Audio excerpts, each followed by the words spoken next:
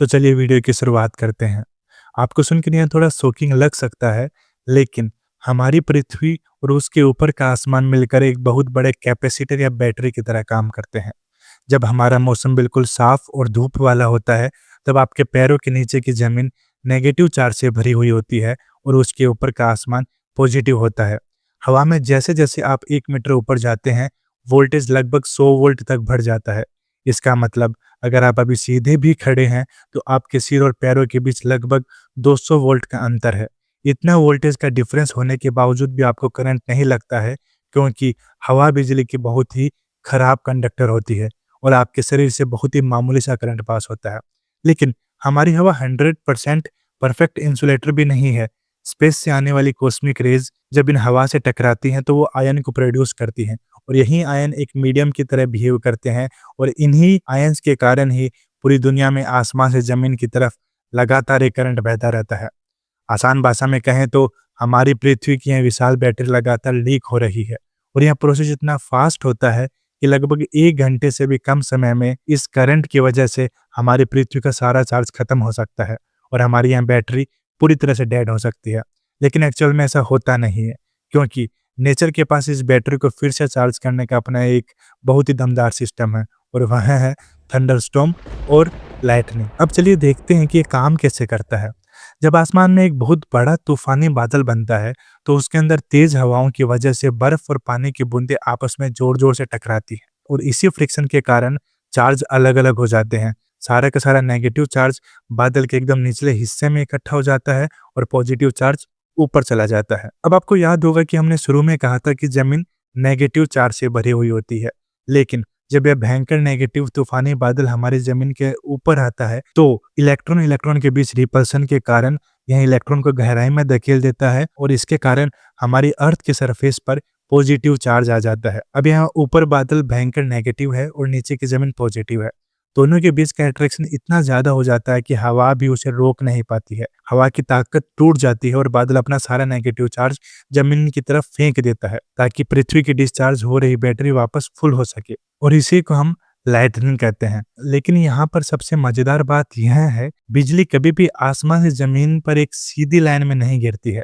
आपने हमेशा देखा होगा बिजली का आकार टेढ़ा मेढ़ा या जिगजैग ही होता है, लेकिन ऐसा क्यों? वो शॉर्टकट लेकर सीधे नीचे क्यों नहीं आती है?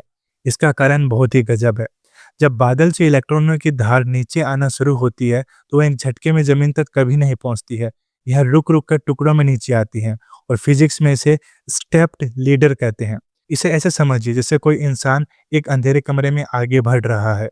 वो एक कदम रखता है, रुक कर टटोलता है कि आगे का रास्ता साफ है या नहीं, और फिर अगला कदम रखता है।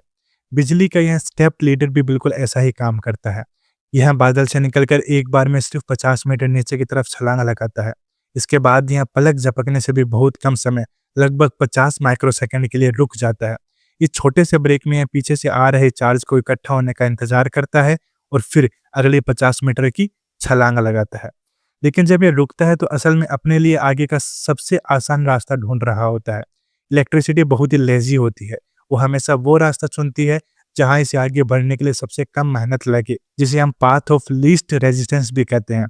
अब हमारे आसपास की हवा हर जगह से बिल्कुल एक जैसी नहीं होती।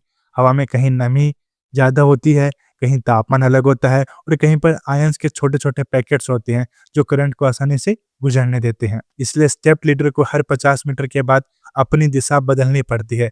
कभी यहाँ दाईं तरफ मुड़ जाता है, कभी बाईं तरफ मुड़ जाता है। हर कदम पर दिशा बदलने की इसी मजबूरी की वजह से बिजली का रास्ता एक सीधी लाइन न बनकर जिगजैग आकार ले लेता है।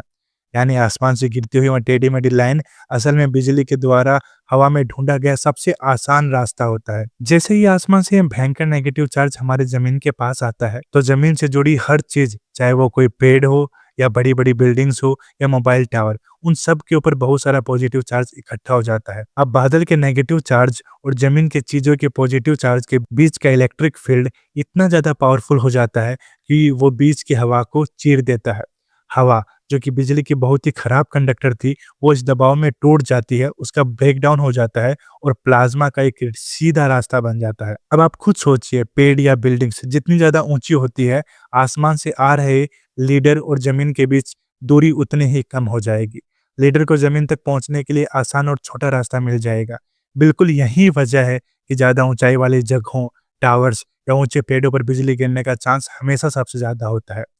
जैसे ही आसमान से आ रहा लीडर किसी ऊंची चीज से उठ रहा पॉजिटिव चार्ज आपस में मिलते हैं, एक बहुत ही विशाल करंट नीचे से ऊपर की तरफ दौड़ता है, जिसे हम रिटर्न स्ट्रोक कहते हैं। और यही वो चकाचौंध कर देने वाली चमक है जो हमें दिखाई देती है। इसी बिजली के जरिए तूफानी बादल हमारी पृथ्वी को उसका वो नेगेटिव चार्ज वापस लौटाते हैं जो साफ मौसम में लीक हो गया था।